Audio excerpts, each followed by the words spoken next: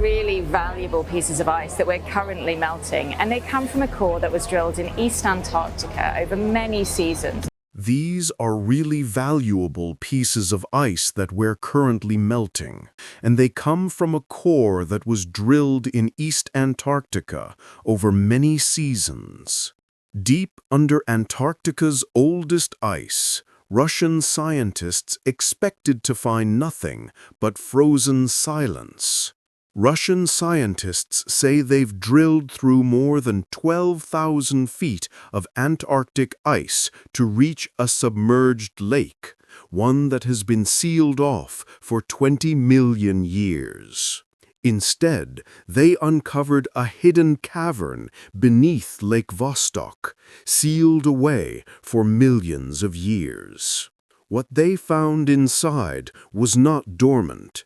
It was alive, active, and reacting in ways no one at the station could explain. The discovery stunned the experts who were present. A sealed world beneath the ice. In 2001, an early survey attempt at Lake Vostok ran into trouble. A small remote vehicle was lowered into a narrow test shaft to study the upper layers of the ice. According to archived logs, the drone moved normally at first. Then the screens inside the control room showed a sudden spike in pressure. The jump happened so fast that the operators panicked.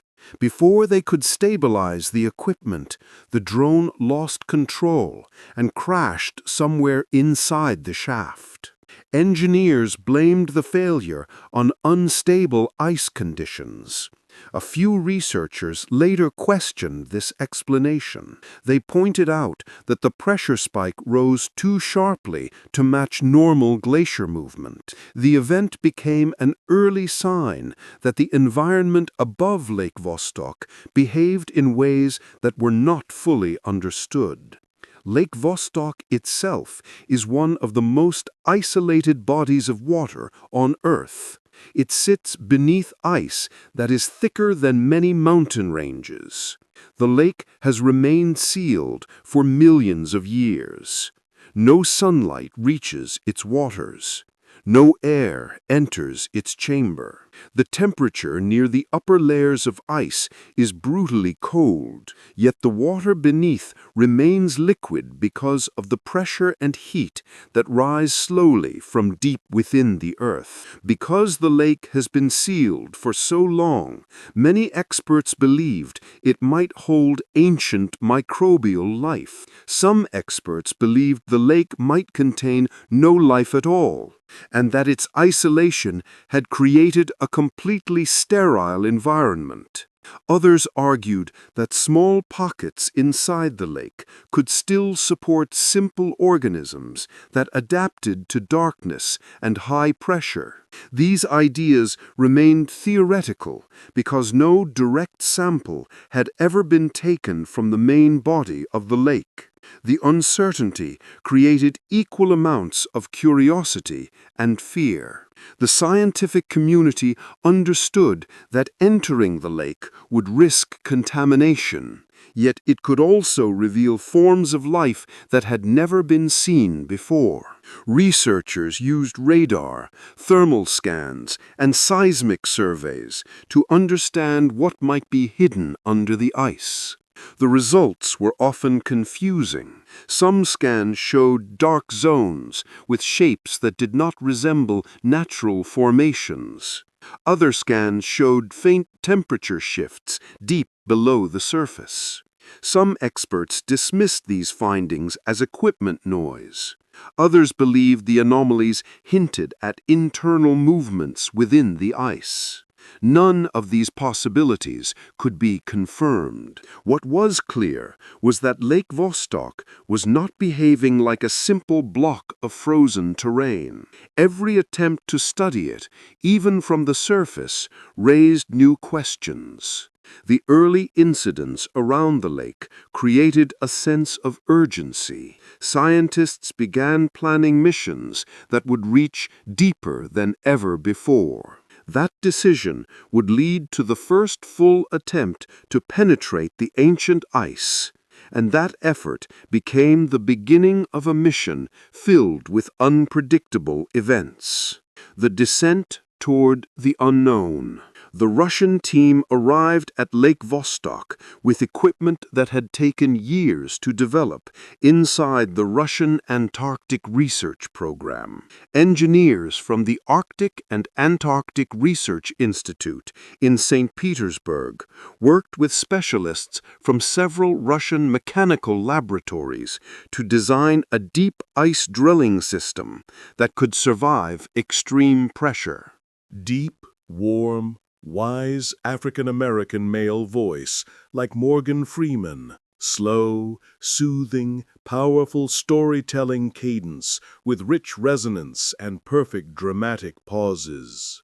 The setup included a thermal drill head that could melt through compacted ice, reinforced casing to keep the boreholes stable, and a custom fluid circulation system meant to prevent freezing around the drill. The machinery also used a cooling unit that allowed it to run for long periods without overheating inside the narrow shaft. The crew expected a difficult descent, but they believed the equipment could handle it. The sense of confidence changed once they crossed into the oldest layers of ice.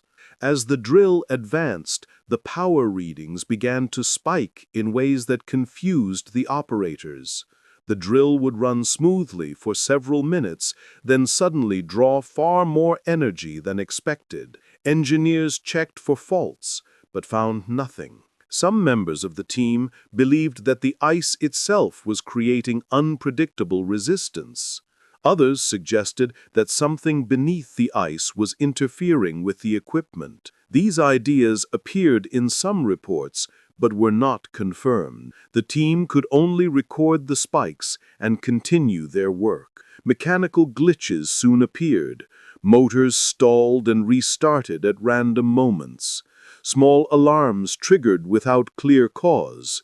The crew found this frustrating and concerning because the equipment had been tested thoroughly before deployment. The behavior made several workers uneasy. The problems became more noticeable during periods of heavy drilling. At the same time, the communication lines that linked the drilling platform to the main station began to flicker. Voices broke into static. Messages repeated without anyone speaking. The operators believed the interference came from the ice itself. It created a tense atmosphere around the entire mission. The crew also recorded vibrations inside the borehole that did not match any machinery cycles. The drill would be steady, yet the instruments detected a rhythmic shake deeper down. The pattern repeated at irregular intervals. Some researchers believed this was simply the natural shifting of ancient ice. Others argued that the formations looked too regular and might be the result of something else entirely. This disagreement created real tension in the control room because no one could offer a clear explanation. The team then shifted to a second tool. They used short-range sonar to study the cavity in greater detail. When the pulses spread through the water, the returning signals came back with irregular patterns. Some echoes bounced in unusual directions, as if parts of the cavity were shifting slightly. The variations were small, but consistent. These anomalies repeated every time the sonar was activated. The operators exchanged worried looks because natural ice movement does not normally create this type of shifting response. This combination of smooth internal structures on radar and moving surfaces on sonar created a serious debate among the scientists. Some believed the data might be the result of malfunctioning equipment. Others believed the readings hinted at an active environment inside the hollow. These ideas remained speculative because the researchers still lacked direct visual evidence. The uncertainty created frustration and concern in equal measure. The discussion soon turned toward the possibility of lowering a probe into the cavity. The idea divided the team. Some argued that the cavity could collapse or damage the equipment. Others believed the team had already passed the point of speculation and needed to see what was inside. The debate continued until a new signal changed everything. According to several reports, faint echoes were detected from deep inside the hollow. They repeated twice and did not match any tool or machine in use. The room fell silent. That moment convinced the team they needed visual confirmation. A small camera module was prepared and attached to a long tether. It was designed to move slowly and record everything without disturbing the environment. The operators guided it toward the mouth of the cavity. The room darkened as everyone turned to the monitors. The moment the probe crossed into the hollow, the mission moved into territory none of them were prepared to face. First signs of movement. When the probe first crossed into the cavern, the camera showed only black water. The feed stayed dark long enough that the operators began to question whether the lights were functioning. They increased the brightness, expecting to catch the walls of the cavity, but nothing appeared. The emptiness suggested that the space was far larger than they had predicted. Then something finally drifted into view. A thin cloud of sediment floated across the screen. The particles moved in a slow, unsettled pattern. The room went silent. A few researchers suggested that the probe might have stirred the sediment as it entered. Others felt uneasy. They pointed out that the pattern looked as if something had already passed through that water moments before the probe arrived. As the camera moved forward, a sudden ripple cut through the probe's light beam. The disturbance was sharp and unmistakable. Something had pushed the water in a deliberate way. The operators checked every instrument to rule out natural movement. The readings showed no currents and no flow inside the cavity. Nothing in the environment could have caused that motion. The team exchanged uneasy looks. The ripple behaved like a response from something that had moved just beyond the edge of the light. Pressure sensors then detected a slow rhythmic pattern deep inside the hollow. The pattern was gentle at first, almost like a steady pulse. It repeated in long intervals. According to some members of the team, the pulse felt too organized to be random. Others argued that pressure can behave strangely in enclosed spaces. The disagreement created tension in the control room. The pattern continued for several minutes and then faded. A faint glow appeared far in the distance. It flashed for only a moment. The operators leaned closer to the screen, confused and nervous. The glow vanished as quickly as it appeared. Some researchers believed the glow could be caused by minerals or gas release. Others believed it looked like a biological light. These claims remained speculative because the camera had not moved close enough for a clear reading. The probe's audio channel then picked up a low vibration. The sound pulsed gently but with a clear rhythm. The vibration created a small wave across the water near the probe. The operators recorded the sound immediately. The audio did not match any known tool or machine on the station. The sound seemed to come from somewhere deeper inside the cavity. Readings soon showed that something was displacing water in a controlled manner. The data suggested a moving mass. The shape of the movement was long and deliberate. The scientists felt the weight of the moment. They knew that they were observing something that did not behave like ice, rock, or trapped gas. The unknown movement created fear and fascination at the same time. The team became divided on the next step. Some insisted that the probe should be pulled back before it was damaged. Others argued that they had already reached a point where retreat made no sense. They believed they needed visual confirmation. The disagreement grew until the glow returned. This time, it was closer. The camera caught a faint curve of light moving across the darkness. Before anyone could adjust the image, the glow vanished again. That second flash ended the debate. The scientists decided that the probe had found something unusual enough to demand immediate study. They prepared to retrieve the probe so that they could collect water samples from the cavity. The samples would soon reveal details that pushed the mission deeper into uncertainty. Evidence from the water samples. When the probe was lifted out of the borehole, the operators handled it with extreme care. They knew the smallest mistake could damage whatever clues the probe carried. As it broke the surface, something unusual caught their attention. The water clinging to the probe released tiny electrical readings. According to some reports, the droplets produced small but measurable charges when they touched the metal frame. The technicians froze. This was not normal lake water.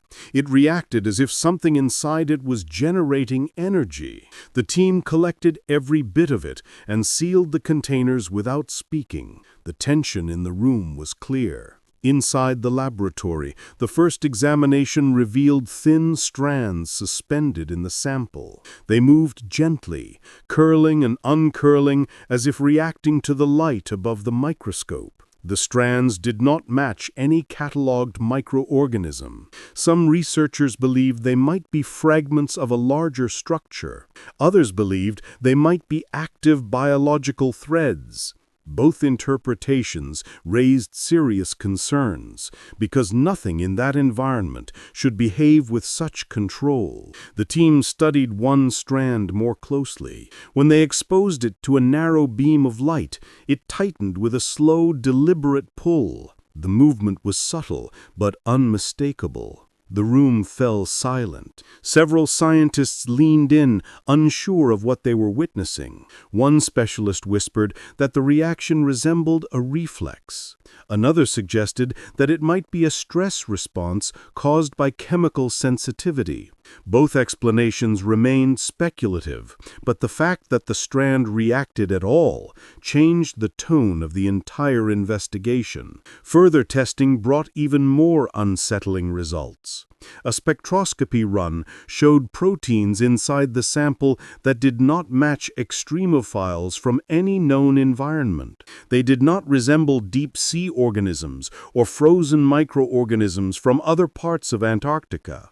Some researchers believed the proteins might belong to an organism that evolved in complete isolation. Others believed they could be portions of a much larger biological system.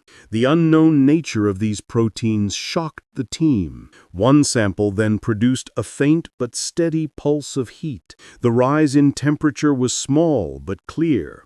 It repeated twice before leveling out. The researchers checked for equipment faults but found none. A few specialists believed the heat might come from a chemical reaction. Others believed it could indicate metabolic activity. That possibility introduced real fear.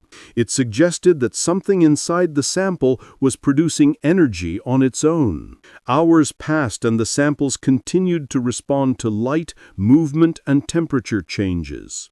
Most microorganisms lose energy quickly once removed from their native environment. These samples remained active long after they should have faded. That detail alone convinced several members of the team that they were not studying simple life. The final sign came when a sealed container began to tremble.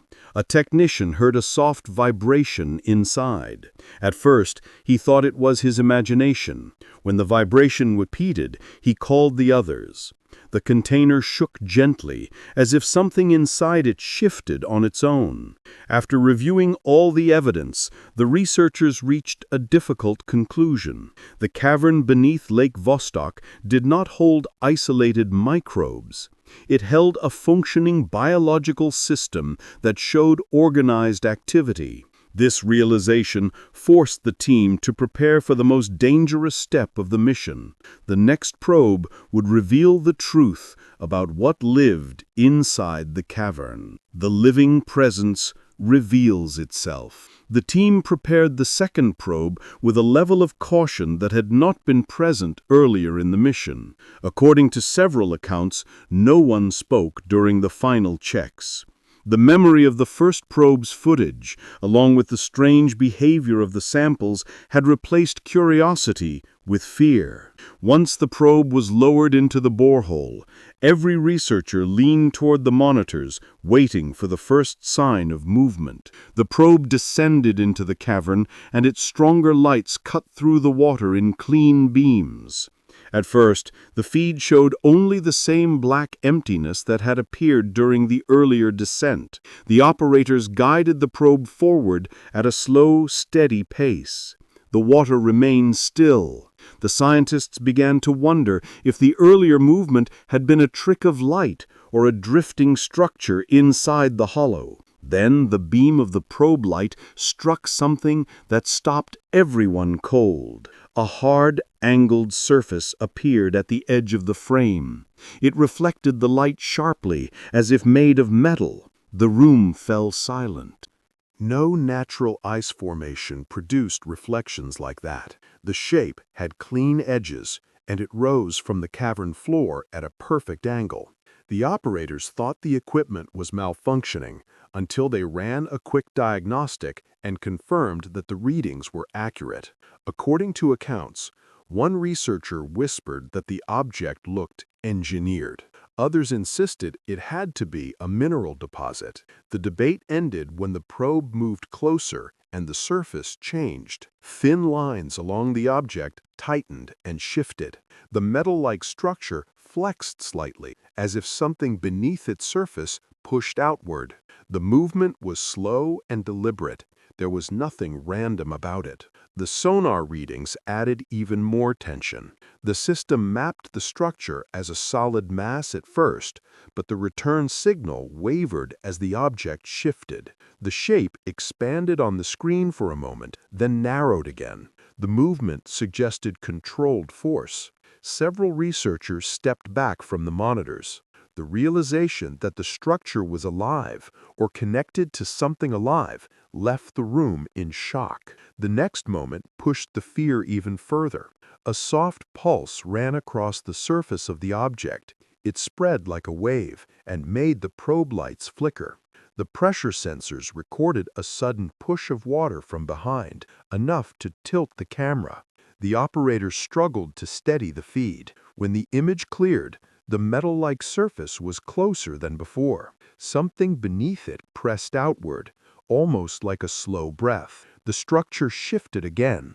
A broad, flexible shape slid from behind it, passing across the frame. The movement was smooth and controlled. The shape curved and pulled itself away from the probe, revealing a second layer beneath the metallic surface. It looked organic. It looked aware. The room erupted with fear and disbelief. One technician shouted to pull the probe back. Another demanded more footage. The arguments were drowned out by the rising alarm from the monitors. The sensors confirmed continuous biological activity. Something surrounded the probe. Something large, something coordinated. The readings showed pressure, light response, and motion at every angle. The team finally understood the truth. The cavern was not empty. It held a living presence that reacted to their equipment with purpose. The shock inside the control room quickly turned to panic. The researchers understood that the situation had moved beyond anything they could manage. The discovery forced immediate escalation. This was no longer a scientific mission. It had become a containment emergency. Before the team could make their next move, authorities arrived and took control of the footage, the samples, and every record of the probe's final descent. Theories behind the metal-like presence. Once the authorities secured the footage, the scientists were removed from the control room and told to wait for further instructions. According to several reports, specialists were brought in remotely to examine the images and sensor readings that the team had captured moments before the shutdown. The footage of the metal-like structure caused immediate confusion. It looked engineered, yet it moved with slow, deliberate control, almost as if it were part of a living system. This contradiction forced experts to start forming theories about what the team had found, even though none of the explanations felt complete. One theory suggested that the structure might be connected to historical activity in the region. Some researchers pointed out that during the Cold War, the Soviet military explored remote polar zones for classified testing. These claims remain speculative, but certain experts argued that the object could be the remnants of an early experimental device that became trapped under the ice. They believed the movement could be caused by internal pressure or chemical reactions, rather than biological behavior. Others dismissed this idea immediately, noting that no known device was built to move or react in the deliberate way the probe recorded. Another theory focused on natural formation. A few geologists proposed that the structure might be a unique mineral deposit shaped by long-term pressure. They argued that unusual reflections and shifts could be created by layered crystal formations. However, the team reviewing the footage pointed out that minerals do not flex in smooth, controlled motions. They do not pulse or respond to light. The recorded behavior did not match normal geology. A third theory came from specialists who studied deep ocean organisms. Some of them believed the structure could be a biological shell or outer surface belonging to a large organism. According to this speculation, the metal-like appearance might be a hard protective layer similar to deep-sea armoring found in extreme marine environments. They suggested that the movement recorded by the probe might be part of a breathing cycle or a defensive reaction.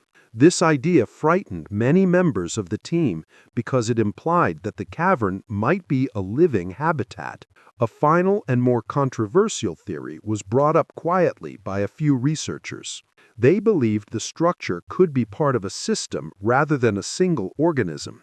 They argued that the metal-like surface and the flexible component revealed by the probe might work together.